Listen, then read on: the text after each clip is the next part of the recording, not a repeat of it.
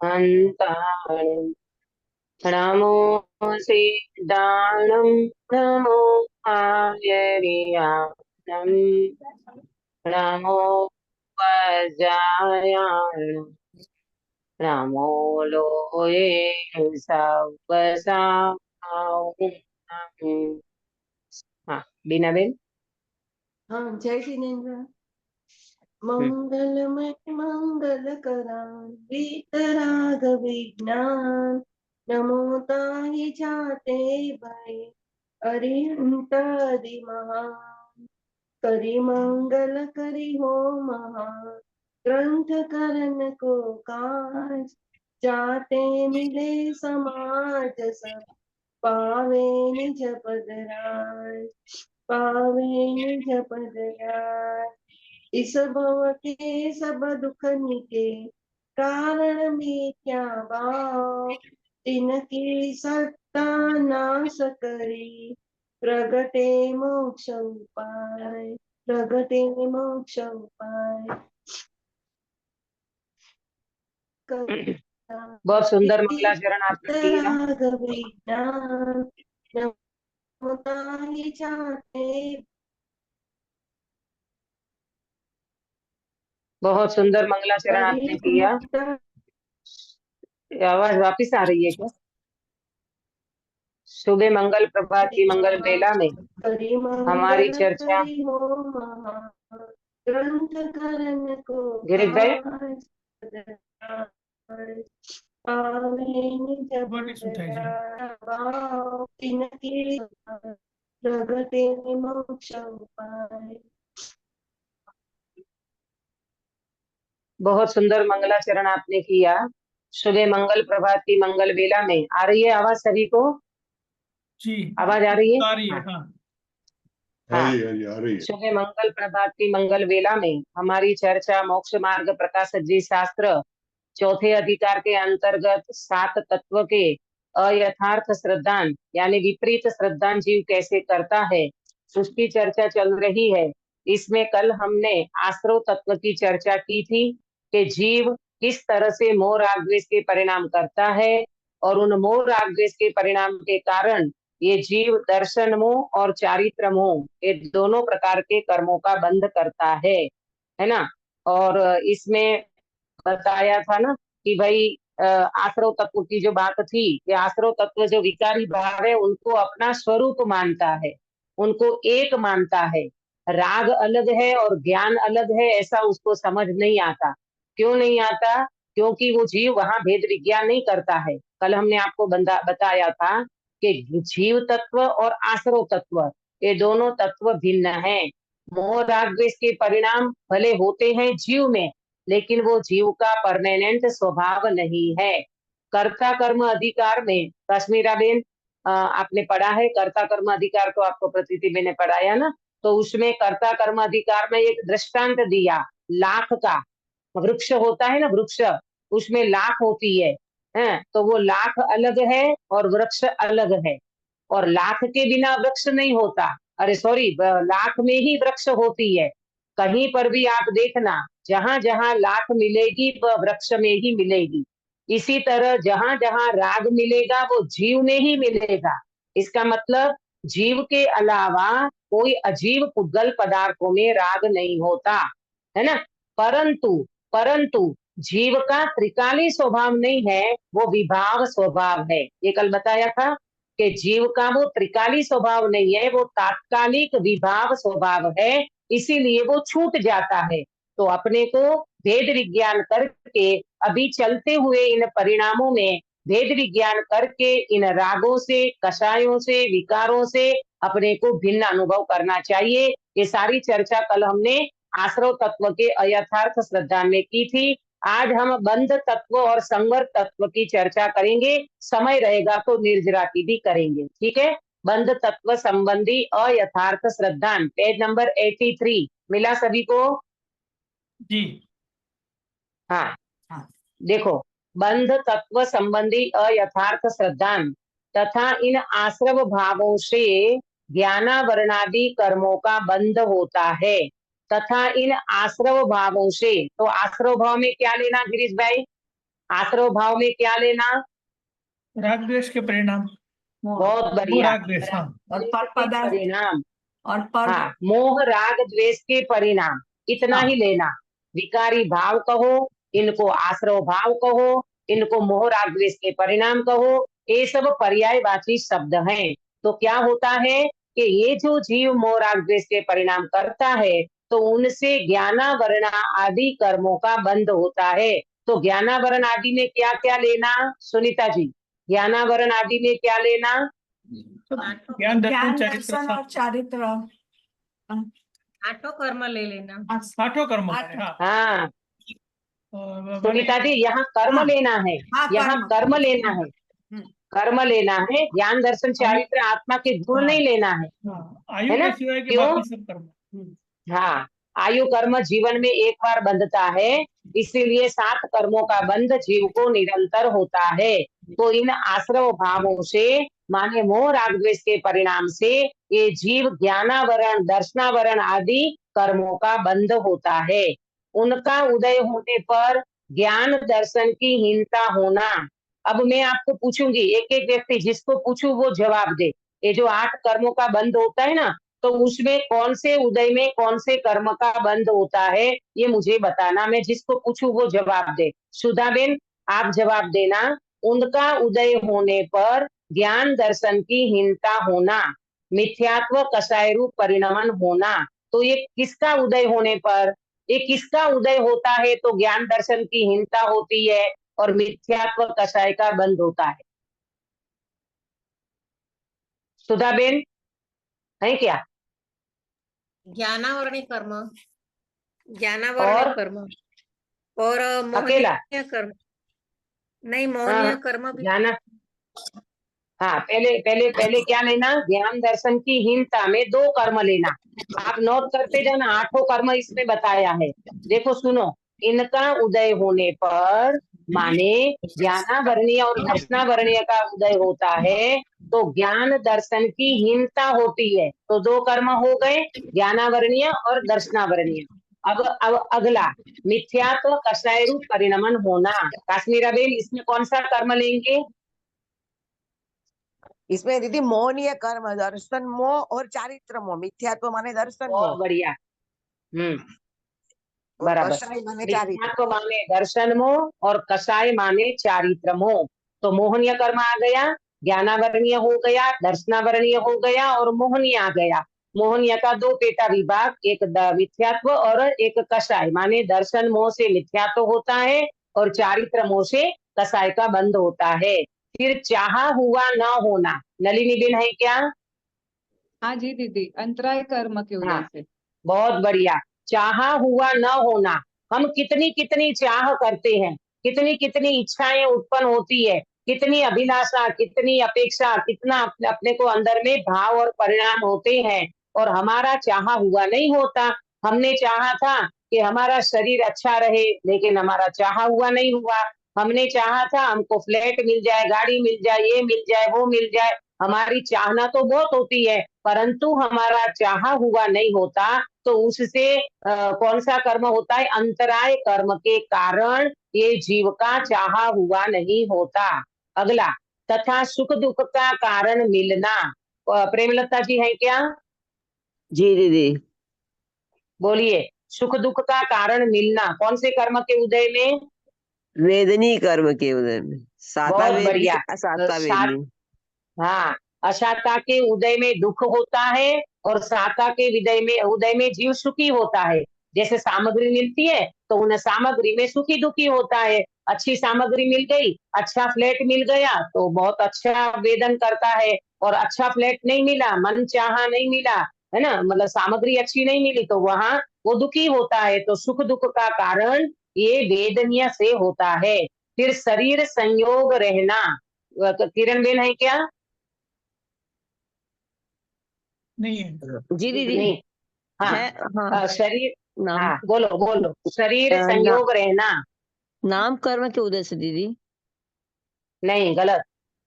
आयु शरीर कर्म संयोग। के उदय से। अच्छा हाँ, जी जी। नहीं, देखो आइए। देखो सुनो, शरीर मिलना ये नाम कर्म का उदय। लेकिन शरीर का संयोग रहना माने संयोग में आयु कर्म है, तब तो वो संयोग में रहेगा ना शरीर। आयु कर्म के बिना ये शरीर रह नहीं सकता।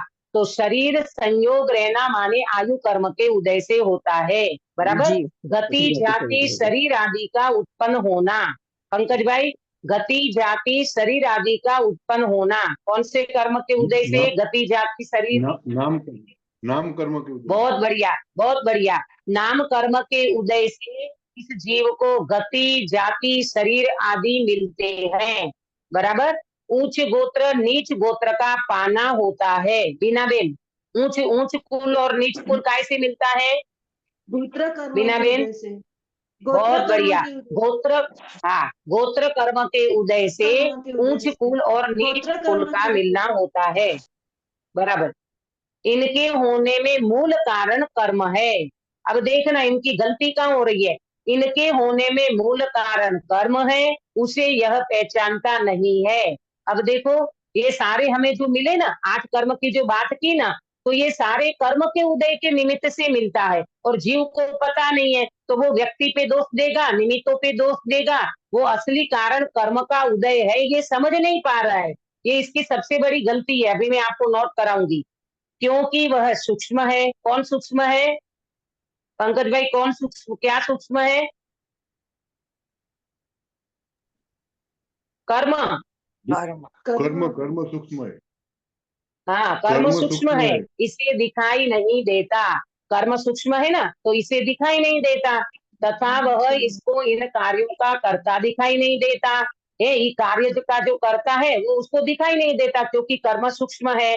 इसलिए इनके होने में या तो अपने को कर्ता मानता है या किसी और को कर्ता मानता है। या तो जीव अपने को कर्ता मानेगा या फिर और किसी को कर्ता मानेगा। लेकिन कर्ता का मतलब कर्म निमित्त करता है। बात को प्रॉपर समझना। कर्म उपादान करता नहीं समझना, कर्म को निमित्त करता मानना। उपादान करता मानोगे तो फिर कर्म ही सब कुछ कराएगा, ऐसा नहीं होता। कर्म स्वतंत्र सत्ता है और आत्मा भी स्वतंत्र है। आया समझ में?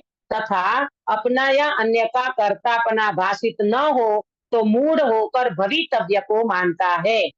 अब समझो कि अपना या अन्य का कर्तापना उसको समझ में नहीं आवे, उनको भाषितपना नहीं होवे, तो मूढ़ होकर के भवितव्य को मानता है। मूढ़ हो जाता है, मालूम, जब कर्म समझ में नहीं आता, कोई परद्रव्य भी समझ में नहीं आता, तो मूढ़ हो जाता है और भवितव्य के ऊपर छोड़ता है। जैसी हमारी होनहार, अपन बोलते ना गुजराती में, जेवा हमारा नसीब, बोलिए छे ने आपने, जेवा हमारा नसीब। तो ये नसीब क्या है? भवितव्य, होनहार, इसको कहते हैं भवितव्य। हाँ, तो नहीं भाषित होता तो मूढ़ हो जाता है। कर्म की थियरी समझ में नहीं आती, परिणाम समझ में नहीं आता, निमित्त समझ में नहीं आता, कोई भी चीज उसको गले नहीं उतरती, तब वो भवितव्य को मूढ़ होकर के मान लेता है और फिर वो मूढ़ हो जाता है। इस प्रकार बंध तत्व का अयथार्थ ज्ञान, सुनो, अयथार्थ ज्ञान माने प्रॉपर ज्ञान नहीं है बंध का, और प्रॉपर श्रद्धा नहीं है, तो अयथार्थ श्रद्धान होता है। अब मैं आपको 3 बातें नोट कराऊंगी इसमें, जो आपको करना है। पहले आपको ये समझ में आया? देखो, पहले तो 3 बात ये नोट करो, बंध, उदय, सॉरी, सत्ता, बंध और उदय। सत्ता, बंध और उदय। तो सत्ता में कर्म पड़े हैं, सत्ता में पड़े हुए कर्म हो तब तक कोई चिंता नहीं। कर्म सत्ता में पड़े हैं, अभी हमारे कितने कर्म पड़े हैं? अनंत कर्म पड़े हैं सत्ता में। कि कर्म सत्ता में पड़े हो तब कोई चिंता नहीं है, नंबर 1। नंबर 2, कर्म का बंध हो तो भी चिंता नहीं है। ठीक है, कर्म का बंध हो तो भी चिंता नहीं है। आपको पता है गिरीश भाई, कितनी बार सत्ता में कर्म जो पड़े रहते ना, उत्कर्षण अपकर्षण है ना, ये सब उदीर्णा संक्रमण, ये सब होते होते कितने कर्म तो फिर जाते हैं, कोई चिंता करने की जरूरत नहीं है। ठीक है, और बंद हो तब भी चिंता करने की जरूरत नहीं है। उदय, उदय में कर्म उदय आया, उदय में आने पर भी चिंता करने की जरूरत नहीं है। क्यों? उदय एक समय का है। अब ध्यान से सुनना, इस उदय में अपन इन्वॉल्व होते हैं। इस उदय में हम अटैचमेंट करते हैं, इस उदय में हम जुड़ते हैं, तब नए कर्म बंधते हैं। प्रॉपर समझना। 3 बातें बताई। सत्ता में कर्म पड़े हो तो कोई चिंता नहीं है, कर्म का उदय हो तो भी कोई बंद हो तो भी कोई चिंता नहीं है, कर्म उदय में आवे तो भी चिंता नहीं है, परंतु कर्म के उदय में जीव इन्वॉल्व होता है। इन्वॉल्व होना माने क्या? इन्वॉल्व होना माने क्या करता है जीव काश्मीरा बेन? इन्वॉल्व होने का मतलब अपना मानता है दीदी, जो भी परिस्थिति आती है उसमें उसमें अपनत्व करता है, उसमें एकत्व करता है, ममत्व करता है, मोह राग द्वेष के परिणाम करता है, तब जाकर के जीव को नए कर्म का और बंध हो जाता है। तो 3 बातें समझ में आई। सत्ता में कर्म पड़े हो तो चिंता नहीं करना, बंद हो रहे हैं कर्म का उसकी चिंता नहीं करो, उदय में कर्म आ जाए तो भी चिंता नहीं करो, परंतु उदय में इन्वॉल्व नहीं होना, अटैचमेंट नहीं करना, एकत्व ममत्व नहीं करना, नहीं फिर से नए कर्मों का बंध होगा। ठीक है। वैसे मालूम आगम में तो ऐसा आता है कि कर्म जो है ना, कर्म मिट्टी के ढेले के समान है। ये मिट्टी का पिंड पड़ा रहता है ना, रास्ते में अपन खेतों वगैरह में जाते हैं तो आपको देखने मिलेगा मिट्टी के ढेले के समान, जैसे मिट्टी का ढेला पड़ा है, इसी तरह कर्म के ढेले पड़े हैं इस दुनिया में बहुत सारे, लेकिन उदय में आते हैं तब ये जीव इन्वॉल्व हो गए तो नए कर्मों का बंध होता है। और एक शब्द सुना होगा, अबाधा काल। सुना है अबाधा काल शब्द? हाँ, क्या मीनिंग है अबाधा काल का? जब तक वो उदय गिरीश में भाई? नहीं आता। जीव के लिए हाँ गति करे कहते हैं। ना जीव मतलब जब वो हाँ। कर्म पड़े हैं लेकिन सत्ता में नहीं आते हैं, उसको अबाधा काल कहते हैं। उदय में नहीं तब- आते, सत्ता में पड़े। नहीं, हाँ ऐसा आप उल्टा बोल गए। सत्ता में कर्म पड़े हैं, हाँ जब तक उदय में उदय में, नहीं हाँ। आते तब के पीरियड को कहते हैं अबाधा अबाधा काल, हाँ, है ना। सत्ता में तो है, सत्ता में तो है, उदय में नहीं आवे, इसके बीच के पीरियड को कहते हैं अबाधा काल। जैसे अपन, मैंने समझाया था उस टाइम, एफडी करी तो एफडी पक्की नहीं है, बैंक में तो पड़ी है, पैसे तो पड़े हैं बैंक में, अब एफडी पक्की नहीं है और बैंक में पैसे रखे हैं, तो इन इसके बीच के काल को कहेंगे अबाधा काल। और जब तुम्हारी एफडी पक जाएगी, आपको डेट मिल गई कि ये डेट को मेरी एफडी पकती है, तो वो आएगा उदय में। बराबर? तो इस तरह से इसको समझना। अब मैं आपको 3 बातें नोट कराती हूँ। देखो भाई, बहुत ही मतलब कैसी गजब की व्यवस्था है गिरीश भाई। कंप्यूटर है, सुपर कंप्यूटर। ये कर्म जो है ना, कर्म, ये सुपर कंप्यूटर है, ऑटोमेटिक व्यवस्था है। जैसे अपन भोजन करते ना, तो भोजन करते समय हमने दाल चावल सब्जी रोटी खाई, तो ये सप्त धातु रूपे कौन परिणमन कराता है? अपने आप ऑटोमेटिक पुद्गल की व्यवस्था है। चर्बी बनेगी, मांस बनेगा, खून बनेगा, है ना, हड्डियां बनेगी, सब कुछ अपने आप हो जाता है। इसी तरह एक कर्म एक सुपर कंप्यूटर है, ऑटोमेटिक व्यवस्था है। हमने एक परिणाम किए और ये परिणाम के निमित्त से 8 कर्म में बट जाते हैं। आयु को छोड़ो तो 7 कर्म में सारे कर्म बट जाते हैं। और जो कर्म की प्रायोरिटी होती है, माने जो कर्म जैसे मोहनीय कर्म, उसको हिस्सा ज्यादा मिलेगा, और बाकी कर्मों में भी ये सारे अपने आप बट जाते हैं। ऐसी ऑटोमेटिक व्यवस्था है।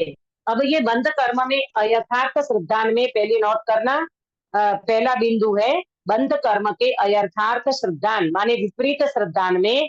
पहली बात है, बंध सूक्ष्म होने के कारण दिखाई नहीं देता। क्या बोला? बंध सूक्ष्म होने के कारण दिखाई नहीं देता। अंकित भैया है क्या? नहीं है, बाहर गए। अच्छा, बंध कर्म सूक्ष्म होने के कारण दिखाई नहीं देता। नंबर 2, ये जीव क्या गलती करता है? दूसरों को कर्ता मानता है। बंध करता है स्वयं अपने परिणामों से और दूसरों को कर्ता मानता है। और तीसरी बात,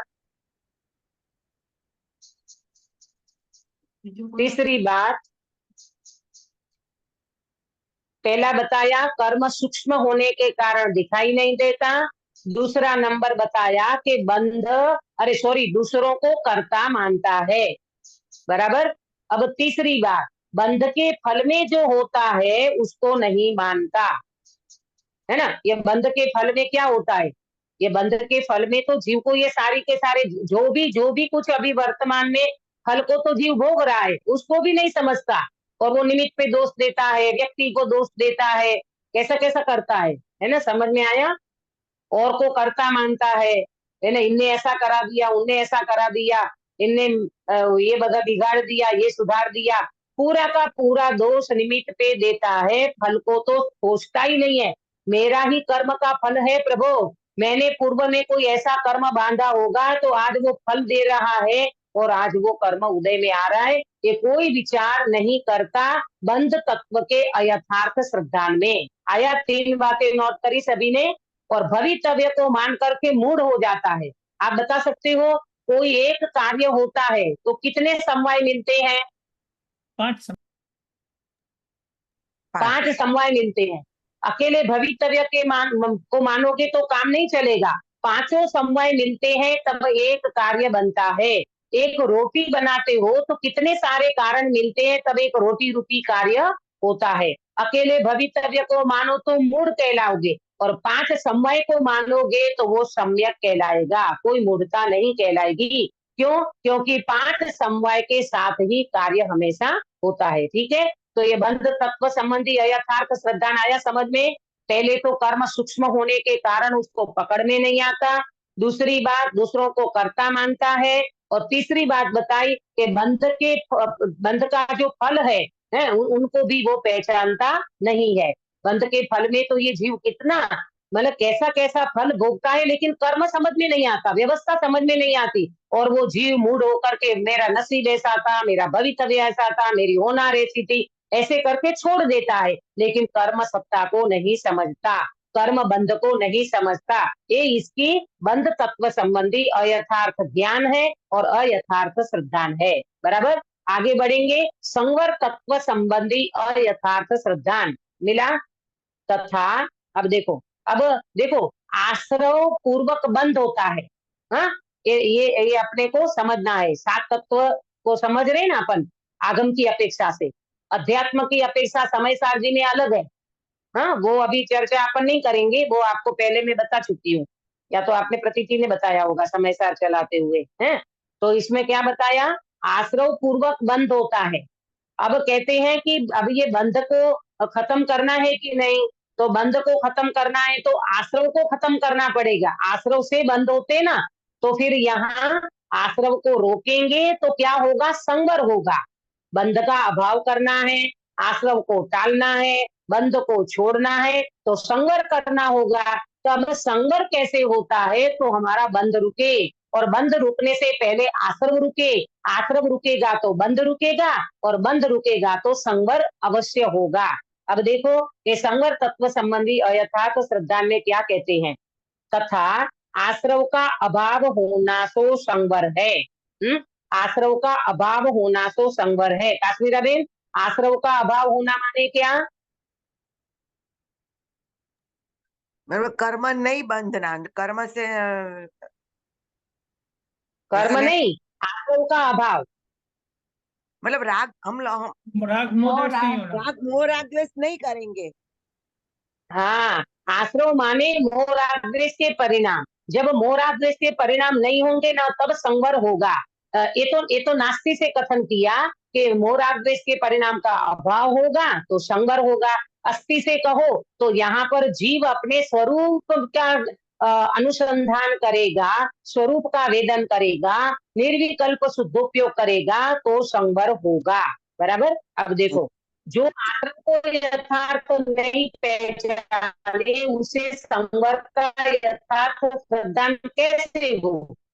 अब जो व्यक्ति आश्रव को ही नहीं पहचानता, आश्रव का स्वरूप प्रॉपर नहीं समझता, तो वो आया समझ में। आश्रव को पहले समझो, पहले अपना दुश्मन कौन है, पहले अपना शत्रु कौन है। जब तक वो आतंकवादी को नहीं पहचानेगा तो वो आतंकवादी से छूटेगा कैसे, अपने घर में चैन से रहेगा कैसे, अपने घर में शांति से बैठेगा कैसे, है ना। तो सबसे पहले आश्रव को प्रॉपर समझना चाहिए। यानी मोह राग द्वेष के परिणाम से बंध होता था और बंध के कारण ये जीव संवर प्रकट नहीं कर पा रहा था।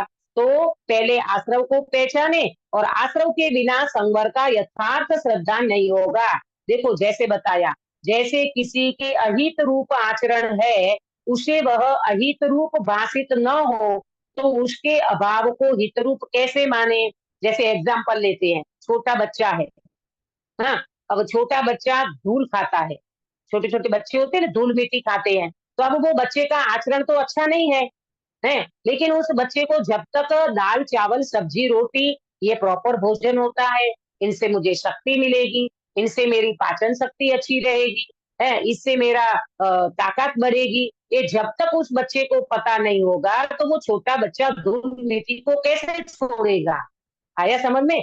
और जब तक धूल मिट्टी को नहीं छोड़ेगा तो तब तक वो व्यक्ति के बॉडी नहीं बनेगी, ताकत नहीं आएगी, शक्ति नहीं आएगी। तो यहाँ पर समझना, ये दृष्टांत दिया, किसी के अहित रूप आचरण है, उसे वह अहित रूप भाषित न हो। वो बच्चे को मिट्टी धूल अहित है ये समझ में नहीं आता, ये तो माँ उसको छुड़वाती है, माँ उसको चॉकलेट का अट्रैक्शन देती है, कॉफी टॉफी देती है, तब वो बच्चे को लगता है अच्छा, फिर वो मिट्टी को छोड़ता है, चॉकलेट पे आता है। तो क्या चॉकलेट उसका प्रॉपर भोजन है?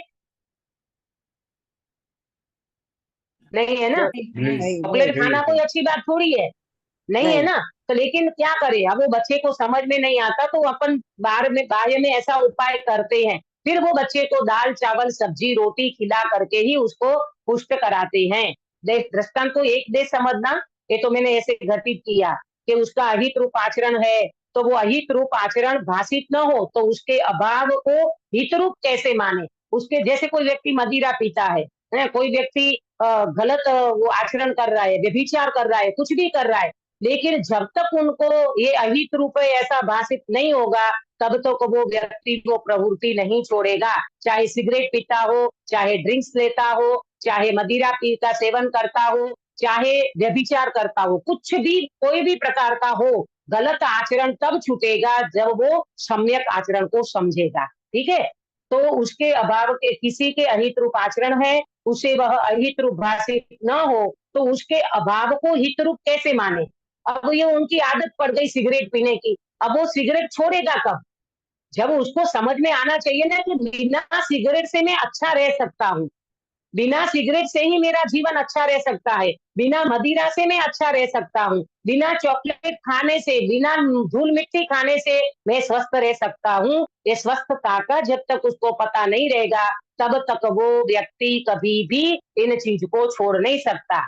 जैसे ऐसे जैसे जीव को आश्रम की प्रवृत्ति है, इसे वह अहित रूप भाषित न हो। अपने को घटाना तो ये है, वो तो मैंने दृष्टांत दिया मदिरा का, सिगरेट का, बच्चे का। अब यहाँ क्या लेना, क्या ही अहित रूप है अपने लिए, अपने लिए अहित रूप क्या है पंकज भाई? राग द्वेष के परिणाम विपरीत मान हाँ, लेता। मोह राग द्वेष के परिणाम, मोह राग द्वेष के परिणाम अहित रूप है।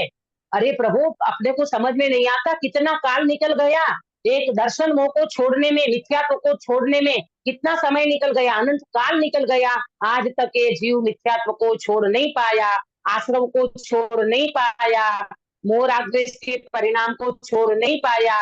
एक ही कारण है, इनको अहित रूप नहीं जाना। प्रेमलता जी, इसको अहित रूप कब जाना, कब समझ में आएगा ये अहित रूप है प्रेमलता जी? जब उसे लगेगा कि ये सही नहीं है।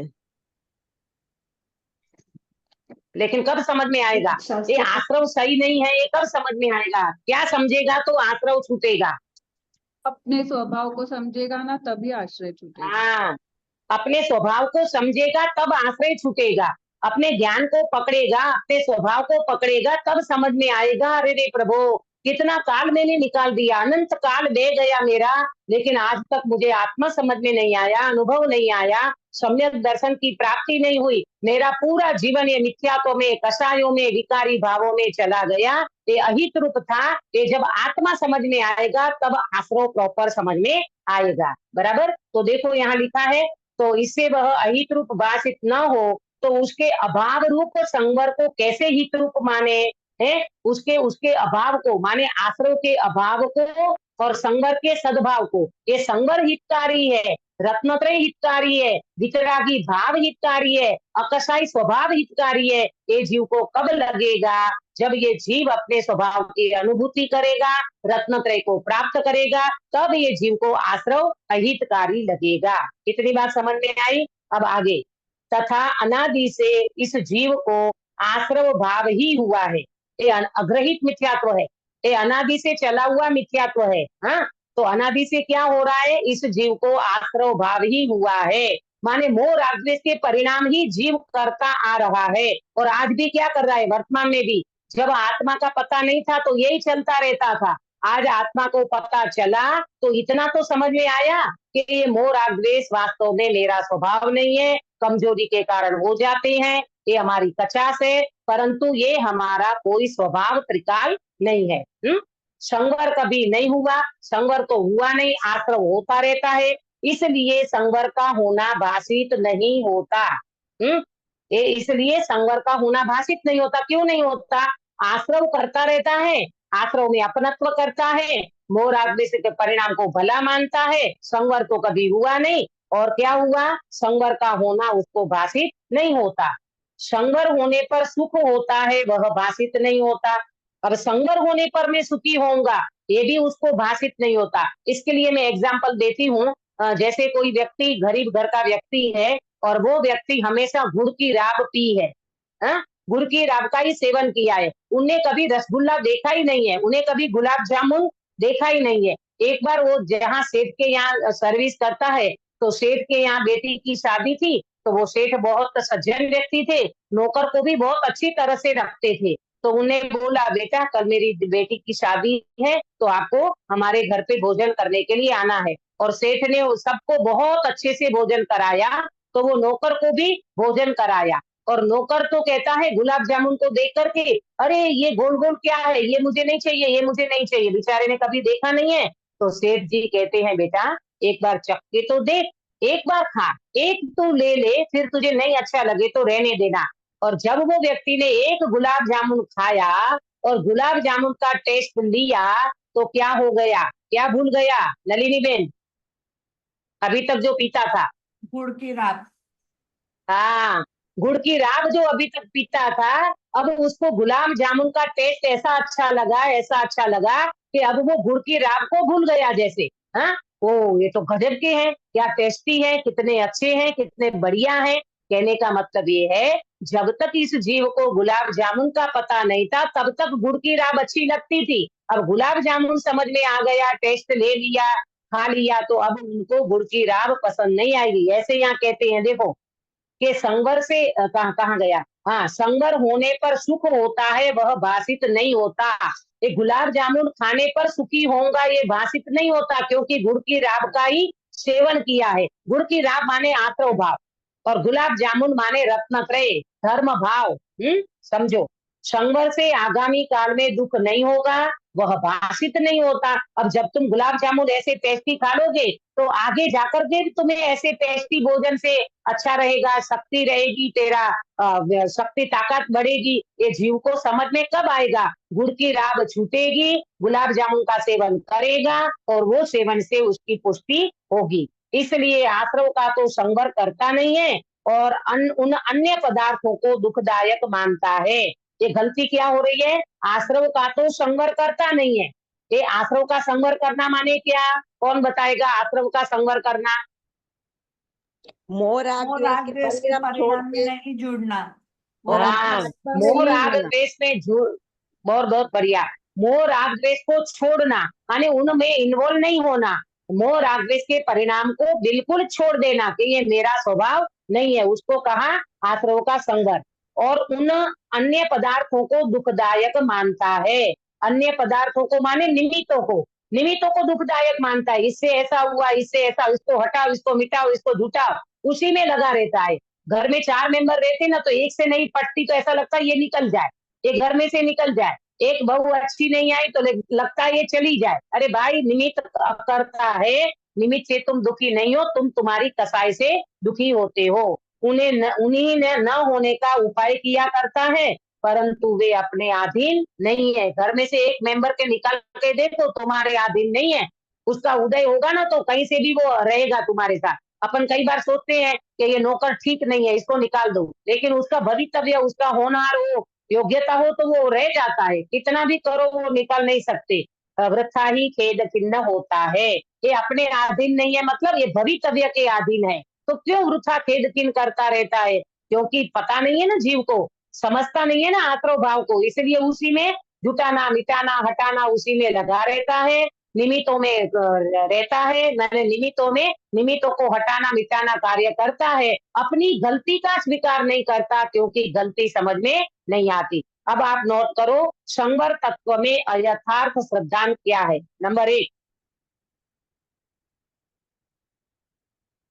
नंबर 1, संवर का होना भाषित नहीं होता। संवर का होना भाषित नहीं होता, ये संवर तत्व संबंधी अयथार्थ श्रद्धा ने विपरीत। क्यों? क्योंकि वो आश्रम में रमता है ना, जैसे मैंने कहा ना कि वो बच्चा धूल मिट्टी में रहता है, वो व्यक्ति सिगरेट ही पीता रहता है, तो उसको कहाँ पता चलेगा कि ये सिगरेट पीना अच्छी बात नहीं है, धूल मिट्टी खाना अच्छी बात नहीं है, क्योंकि वो संवर को पहचानता नहीं है। तो पहली बात बताई, संवर का होना भाषित नहीं होता। नंबर 2, संवर होने पर मैं सुखी होऊंगा, ये भी उसको भाषित नहीं होता। क्या बोला? संवर होने पर मैं सुखी होऊंगा, ये उसको भाषित नहीं होता। अरे संवर होने से कैसे, देखो ज्ञानी धर्मात्मा कितने सुखी है, हैं? ज्ञानी झोपड़पट्टी में सुखी और अज्ञानी महल में दुखी है। बताओ, तो ये काय से सुखी है? महल सुखी नहीं करता, झोपड़पट्टी में देखो सुनो ध्यान से, महल सुखी नहीं कर सकता और झोपड़पट्टी दुखी नहीं कर सकती। तो झोपड़पट्टी में ज्ञानी सुखी है किसके आधार से गिरीश भाई?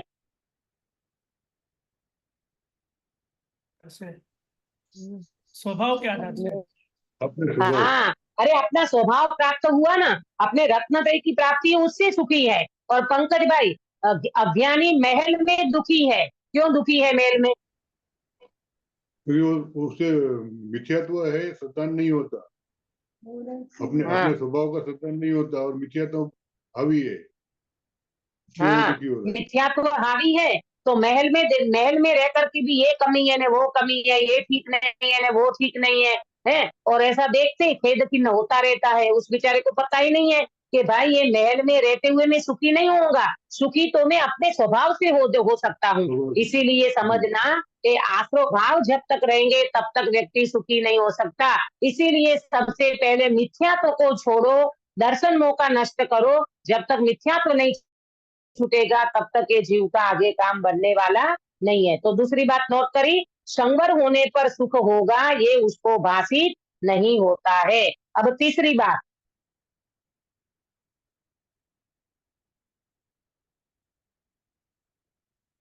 बात, संवर से आगामी काल में दुख नहीं होगा, ये भी उसको भाषित नहीं होता। संवर से आगामी काल में दुख नहीं होगा, अरे भविष्य तुम्हारा अनंत काल तुम्हारा सुखी हो जाएगा, ये भी उस जीव को भाषित नहीं होता। इन सब गलतियों का मुख्य कारण है कि जीव आश्रम को नहीं पहचानता, आश्रम को छोड़ता नहीं है, आश्रम को छोड़ता नहीं है तो संवर होता नहीं है, संवर सुख रूप लगता नहीं है। आगामी काल में भविष्य का मैं अनंत काल सुखी हो जाऊंगा, ये जीव को समझ में नहीं आता। तो गलती क्या है और कारण किसको, गलती को समझता नहीं है और कारण को छोड़ता है। कारण दूसरे कारण को छोड़ता, अरे निमित्त कारण को तुम छोड़ दोगे, इसको छोड़ दो, ये हटा दो, ये उनको रवाना कर दो, इसके साथ नहीं रहना, इसके साथ, अरे इससे कुछ होने वाला नहीं है भाई, ये तो फालतू की मेहनत करता है। इससे अच्छा तो वहां रह करके तुम भेद विज्ञान करो ना। मोराग्रेस के परिणाम कोई निमित्त नहीं कराता, कोई व्यक्ति नहीं कराता, कसाई कोई सामने वाला व्यक्ति थोड़ी कराता है। अरे कसाई तो तुम्हारे खुद के कारण हो रहे हैं, तो तुम अपनी कसाई को छोड़ो ना, तुम अपने मोह आदेश के परिणाम को छोड़ो। निमित्त करता है, निमित्त कुछ भी करता नहीं है। ये बात जब समझ में आएगी तब जाकर के जीव को संवर होगा। तो कुल मिला करके संवर की क्या बात समझ में आई कि संवर को पहले तो जानता नहीं है, संवर सुख रूप है ये मानता नहीं है, और भविष्य में इस संवर से मैं सुखी होऊंगा ऐसा नहीं समझता है, और निमित्तों को छोड़ने में लगा रहता है, अन्य पदार्थों को दुखदायक मानता है, निमित्त को दुखदायक मानता है। ये इनकी सबसे बड़ी गलती है। तो ये संवर तत्व संबंधी चर्चा हमने की है। इस प्रकार संवर तत्व का अयथार्थ ज्ञान होने पर अयथार्थ श्रद्धान होता है। ज्ञान भी सच्चा नहीं है संवर का, तो संवर का श्रद्धान भी सच्चा नहीं होगा। क्यों नहीं है? क्योंकि वो संवर को अभी तक प्रकट नहीं किया, क्यों प्रकट नहीं किया? क्योंकि वो आश्रव में रमता रहा, मोह राग द्वेष के परिणाम का अटैचमेंट छोड़ा नहीं, उसमें ही अटैचमेंट रहा, उसमें ही अपनत्व रहा, एकत्व ममत्व मोह राग द्वेष के परिणाम में करता रहा। हे जीव, अब तो इन भावों को छोड़ो, अब तो इन बातों को छोड़ो, अब तुम तत्व का विचार करो कि ये मोह राग द्वेष परिणाम से मैं सुखी हुआ कि दुखी हुआ। अगर जो तो दुखी हुआ है तो संवर प्रकट जल्दी करो, और संवर प्रकट करने के लिए स्वभाव की दृष्टि करो, स्वभाव की दृष्टि करने से रत्नत्रय अवश्य प्रकट होगा। तो इस तरह से हमने आज बंध तत्व और संवर तत्व की चर्चा की है। अब मेरा एक आपको कहना है कि अगर आप कंटिन्यू करना चाहते हो तो मैं 3 दिन कंटिन्यू कर सकती हूँ, रवि, सोम और मंगल, क्योंकि बुधवार के बाद अगला जो अपना गुरुवार आएगा तो यहाँ अष्टानिका शुरू हो जाएगी। अष्टानिका में यहाँ पंडित जी वगैरह आते हैं तो सुबह से कार्यक्रम चलता है, तो सुबह भी अपन बैठ नहीं पाएंगे। तो फिर अगर आपको हो भावना तो अपन कंटिन्यू 3 दिन कर लें, रवि, सोम, मंगल, है ना। फिर अपन नहीं करेंगे, और फिर अगले टाइम पे 22, 23 और 24, हाँ थोड़ा परिवर्तन होगा। 22, 23 और 24 तारीख को हमारा स्वाध्याय होगा। 25 तारीख से मुझे बांसवाड़ा जाना है, वहाँ महिला शिविर है, तो फिर वहाँ अपना गैप हो जाएगा। अगर आपकी भावना हो तो अभी 3 दिन कंटिन्यू कर ले, फिर बीच में 22, 23, 24 रहेगा, उसके बाद थोड़ा गैप आएगा। है आपकी भावना करना है कंटिन्यू? हाँ दीदी कर लीजिए। हाँ हाँ करेंगे। हाँ, तो कल अपन निर्जरा तत्व और मोक्ष तत्व और पुण्य पाप, इसकी चर्चा अपन, हाँ ठीक है। तो इस तरह से आज हमने बंध तत्व की और संवर तत्व की चर्चा की है। इसके ऊपर आप बहुत अच्छे से विचार करना। देखो अपन समझ लेते हैं, है ना, ज्ञान में बिठा भी देते हैं, धारणा ज्ञान में आ जाती है बातें, लेकिन प्रैक्टिकल जब करना होता है तब थोड़ा कठिन लगता है। अनादिकाल का आश्रव है, अनादिकाल के मोह राग द्वेष के परिणाम है, इसको छोड़ने में भले समय तो लगे, परंतु प्रयासरत रहना चाहिए, अभ्यास करते रहना चाहिए। कल भी मैंने कहा था, मिथ्या तो पहले गलता है, बाद में चलता है। ये सारी की सारी मान्यताएं हमारी तब चलेगी जब हमें अंदर में ये स्वभाव का बल आएगा। अरे मैं चैतन्य तत्व हूँ, मैं वास्तव में ऐसा ज्ञान स्वभावी भगवान आत्मा हूँ, राग को तुमने कभी छुआ तक नहीं है, ज्ञान में राग कभी आया नहीं है, ऐसे स्वभाव का बल लेकर के, और बंध को छोड़े, आश्रव को छोड़े, संवर को प्रकट करने में अपनी ताकत, अपनी एनर्जी लगाएं, और संवर स्वभावी भगवान आत्मा, ये हमारी दृष्टि का विषय, हमारे वास्तव में श्रद्धान का श्रद्धेय है, ध्यान का देह है हमारा, उसी की दृष्टि करते हुए हम मोक्ष मार्ग को प्रशस्त करें। इस मंगल भावना के साथ बात को विराम देती हूँ। निज नीति निज में बताई, यह अनंत उपकार है, इसके लिए जिनवारी माँ को वंदना सतवार है, वंदना सतवार है। गिरीश भाई कायो सर कराओगे? जी जी। नमो ओरियंताणं, नमो सिद्धाणं, नमो आयर्याणं, नमो वज्झायणं, नमो लोये सवसावणं। नमो ओरियंताणं, नमो सिद्धाणं, नमो आयर्याणं, नमो वज्झायणं, नमो लोये सवसावणं। नमो ओरियंताणं, नमो सिद्धाणं, नमो आयर्याणं, नमो वज्झायणं, नमो लोये सवसावणं।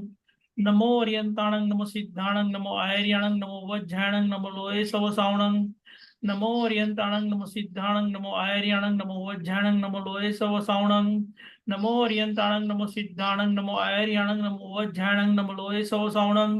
नमो ओरियंताणं, नमो सिद्धाणं, नमो आयर्याणं, नमो वज्झायणं, नमो लोये सवसावणं। नमो ओरियंताणं, नमो सिद्धाणं, नमो आयर्याणं, नमो वज्झायणं, नमो लोये सवसावणं। नमो ओरियंताणं, नमो सिद्धाणं, नमो आयर्याणं, नमो वज्झायणं, नमो लोये सवसावणं। एसो पंच नमस्कारो सव पावपणासनो मंगलानं च सवेसिं परम भवे। बोलो अंतर्मुख मुद्राधारी सर्वजिनेन्द्र भगवान की जय जय हो। हो। जय हो। नित्य बोधिनी द्वादशांगी जिनवाणी माता की जय हो। जय हो। 3 कम 9 करोड़ सर्वे वितरागी महामुनि राजों की जय हो। जय हो। परम अहिंसामय वितरागी जैन धर्म की जय हो। जय हो। सभी को जय जिने। जय जिने। जय जय जिने।